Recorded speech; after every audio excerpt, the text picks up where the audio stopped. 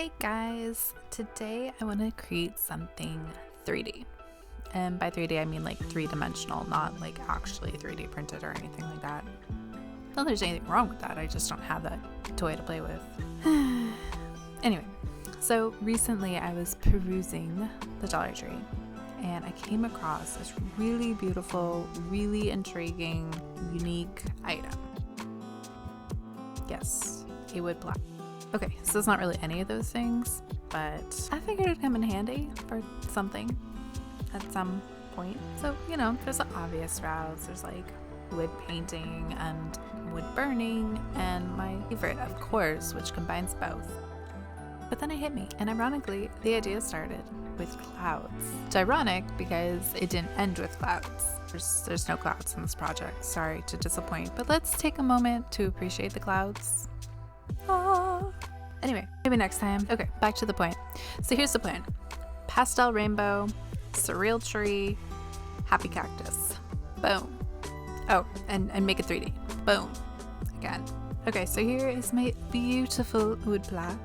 And my task here is to make it look nothing like it looks like right now. Side note, someone remind me to sand all future wood projects because I have splinters. And now I know.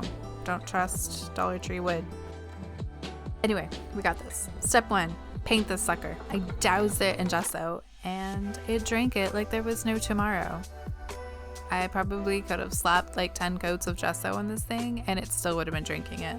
I don't know what Dollar Tree does to their wood, but I'm gonna get them some water. But anyway, I actually only stopped at 1 coat because I really liked the wood grain popping through and I was kind of hoping it would happen in the end when the paint was on it, and spoilers, it did. Now, I originally mentioned pastel rainbow and that very quickly did not happen. I changed my mind. Basically, I picked my paint colors with the intent of turning them into pastels, and then I just really liked the colors as is, so I just kept them. Figured I could just paint it over if I still wanted to go to the pastel route later, but I really liked the way everything popped. So it's kind of like a mid-range tonality, if you will. Not like a super vibrant, but not anywhere near pastel either. Of course, painting a blended rainbow is surprisingly annoying and requires a lot of going back and forth, over and over and over, until you just kind of drive yourself nuts or give up, or both. Anyway, I brought the rainbow down along the sides, but that middle section, I decided to go with a rose gold. I thought it would class it up a little bit, get all fancy with the metallics. I don't know, I'm talking like this, please excuse me. Anyway, I finished up the plaque with a couple coats of a glossy varnish, and check it out, my masterpiece. It looks nothing like it did when I first started, so boom, that's a wrap. Good job, guys. See you next time. Okay, fine, I guess we'll do a little bit more. We will be using clay, but first, armatures, and we'll bring in the aluminum foil instead. Okay, first I'm going to work on forming a tree. So my idea is that the left side will have kind of like a large tree trunk, and then it'll have a great branch sort of stretching along the top. So just wrap some tinfoil type into the shape I wanted, and boom. Next are the leaves of the tree. Now I wanted sort of like that fluffy kind of cloud-like, because remember, we're going for surreal. So I'm just doing 2 patches of leaves, but sort of forming them kind of like clouds, so they're lumpy, I guess. Now that we have that done, we can finally get that clay back out and start covering the lumps, armatures. So I really wanted these pieces to like fill up the space and just like jump off of the plaque. Like again, 3D, I want this like to have dimension and movement kind of, well, literally. So this is one of the challenges I faced because everything ended up way too big. I did do like a mock-up before, and so I thought I was, I had a handle on this, but what I found is I made the armatures the same size as my supposed to be finals. So then once you start adding clays and detail and all that into it, like they just naturally get bigger. So first up is the trees. So I said trees. There's only one tree. So what I did was roll out some clay, a nice large sheet of it, and I just plopped it on top of it, and I kind of pressed the clay around the edges so it started to kind of curl around underneath it, but not fully. I didn't enclose the armature at all. There's no need to, because it's gonna be glued down eventually. Once everything was really covered, and of course I had to add more strips to it and kind of smooth those in using some water. But once everything was in, then I just used one of my basic tools and just drew lines and scuff marks and some knots in the tree and really started giving it that texture and dimension. Occasionally smoothing it down with some water and then kind of re-scratching it so that some areas were more perfect than others, or rather some areas were more imperfect than others. Make it look like a natural tree, of course. Next up were the leaves, and same concept. I roll out a big piece of clay, I plop it down on top, kind of, push the edges semi underneath to enclose the armature, and then I really just sort of rolled the clay into the lumps and really started patching out like actual lumps into it, semi smoothing it so that there's no seams, but still like super lumpy. And then I scratched the heck out of it to kind of give it a texture, sort of leafish, not really, I don't know, but it's textured, and that's what I did. Finally, the cactus. There are 2 balls of aluminum foil. Roll out the clay, wrap them up in it, smooth it out the best I can. And I did attach them using a piece of wire and glue later. So while they look attached at the point, they're not. Once everything was smooth, I added little snakes to the sides of it to try to bring in that like dimension where like this kind of spikes poke out. I can't remember what type of cactus that is off the top of my head for some reason, but I wouldn't call it a ball cactus. I'm sure it has a better name than that. Maybe that's just what I always call it. I don't know. And then the final step there was actually just poking little holes in it where later I'm going to put in the spikes. In addition to all this, I do need a few more details. I made a couple hearts. Those are going to kind of act as flowers for the cactus and be my sort of subtle ode to Valentine's Day. And then little pads that I'm going to use as feet for the little cactus creature. All of this I poked holes in for wire for later, and then I made a little kind of plank of wood for the swing. So spoilers, there's gonna be a swing.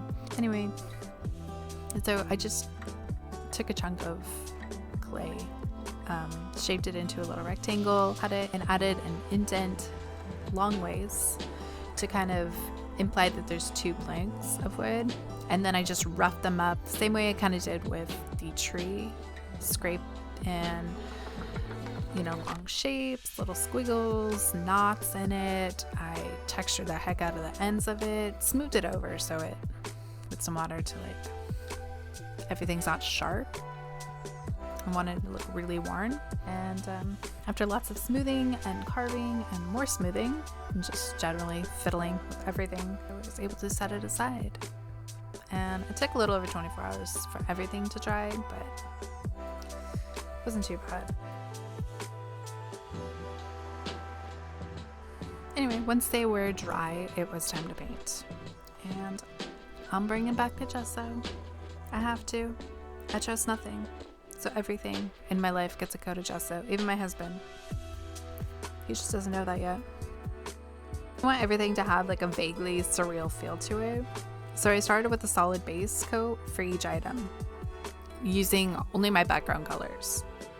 So in this case, I actually started with the leaves, which I did a solid purple color on. Pink for the tree, purple for the leaves, orange for the swing, and teal for the cactus, although in the end it didn't really end up that way, but we'll come back to that. So my process for this project. The tree, after painting it pink, I wanted to bring in highlights but I didn't want my highlights to be white. So instead what I did is I hit it with a dry brush of white, and then I coated it with black wash, and that darkened up those white areas and started giving it a little bit more dimension. And then I hit it with more dry brushes in pinks and purples, the same ones that I used in my backgrounds. I didn't use any other additional colors for the project, but it kind of gave a little bit more tonality and dimension to it. For the leaves, I did a white dry brush again, and then I followed by the dark wash. And then this time I used another dry brush of pinks and blues to, again, kind of give it some dimension, and still staying within my palette. For the swing, I did a little differently. I did a dry brush of white and then a dry brush of pink on top of that. And then I did my dark wash over all of that because I wanted the swing to feel really old and used and, you know, dirty. So I didn't really want any highlights on that. So I wanted everything to be kind of darkened, but I still wanted to have those different pops of colors. Cactus, I did the white dry brush and then my dark wash, and then I just hit it with more dry brushes of greens, blues, and pinks. And like I said, my first coat was, I had mixed the blues and greens to kind of come up with a bit of a teal. Very quickly that was gone. And in the end, my cactus really came out looking like a cactus, which I hadn't intended it for, but I still like him. He's cute and colorful, so that's fine. Once everything was dry, I put a couple coats of varnish on them so they're nice and shiny, and then it's finally time to assemble. So I used E6000 glue to attach the tree to the plaque. I really wanted to make sure it was stuck on there because basically everything else was going to be attached to the tree. So that was really important that that was solidly stuck. And I left it to dry for way longer than it needed to make sure that it was in place. I staggered the leaves on top. I used hot glue to affix it just because I needed it to dry very quickly.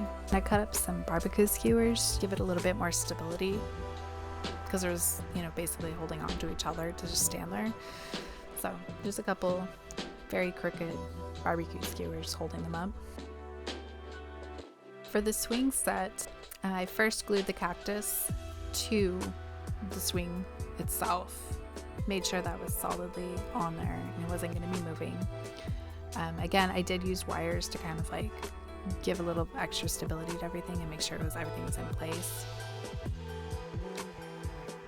And then I screwed in closed tube like mini eye hook things. I don't know exactly what they're called. Usually use them on like picture hangers and stuff. I screwed in two little mini ones into the actual tree branch itself. I did reinforce it with some E6000 just because I'm paranoid, but everything seems very solid, so that was good. Now I only had gold ones, and my chain that I'm using for the swing is silver. So I did end up painting the eye hooks rose gold metallic so that it sort of like at least fit in with, you know, the art piece itself. And then using a series of chains and jump rings and all that, I was able to attach the swing to the hooks, and voila, it dangled. It's so cute. For some final details, I of course glued in the hearts and the little toes, and I even got a little tiny like foam ball thing, and I colored it the rose gold metallic paint and stuck it on his head, her head. And finally, oh my god guys, this is so freaking cute. I am absolutely in love. Here is the original plaque that we started with. It was so beautiful on its own, but guys, gotta say, I think I took it up a little bit. Here's the final piece. I love how it looks. It's so cute, so fun. It's a little bigger than I had originally intended it, but I think it almost adds to it because, like, you know, I am going for this like surreal look, so like the oversized thing like kind of fits in. So I think it's fine. Overall, super happy with everything came out. I love it, and thank you guys so much for watching. I hope you enjoyed this video. Please hit like and subscribe. Brand new channel, would love your support. Can't thank you guys enough, and I'll see you next time, okay? Bye!